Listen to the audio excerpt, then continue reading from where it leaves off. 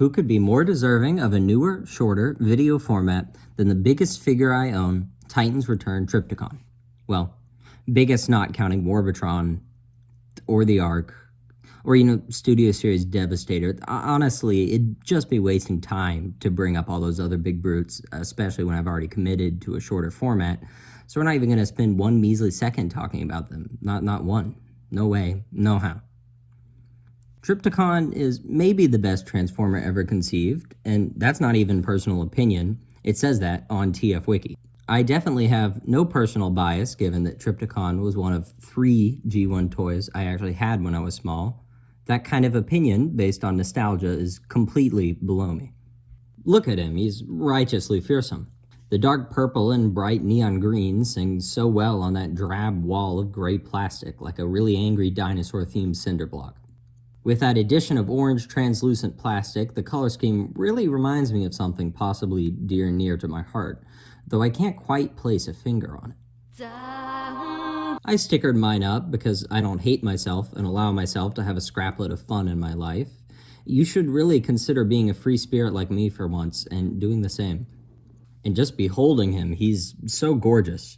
It'd be a real shame to have him be anything but the spectacular Godzilla mode, but I know this is a review and you'll want to see those alt modes. I get it. You are the main character in life, after all, and I'm doing this for you. All right, now, starting with the transformation, and oh, would you look at that?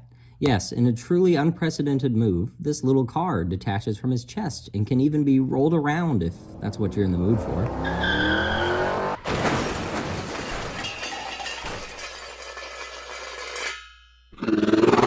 Open up the sunroof and there's a little amputee inside. Couldn't be bothered to look up what this guy's name is, but he certainly is there and very purple. His arm was lost to those terrible forces of entropy, but not to worry, because we don't really need it in order for him to fulfill his true purpose, being a head. Transform this little car up and plug the head on and you've got Full Tilt. Now say bye to Full Tilt, because we're not going to talk to him again.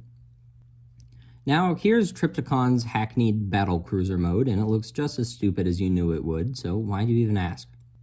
Dumb as it is, it starts to look a little better if you invite some mates to come hang out on him.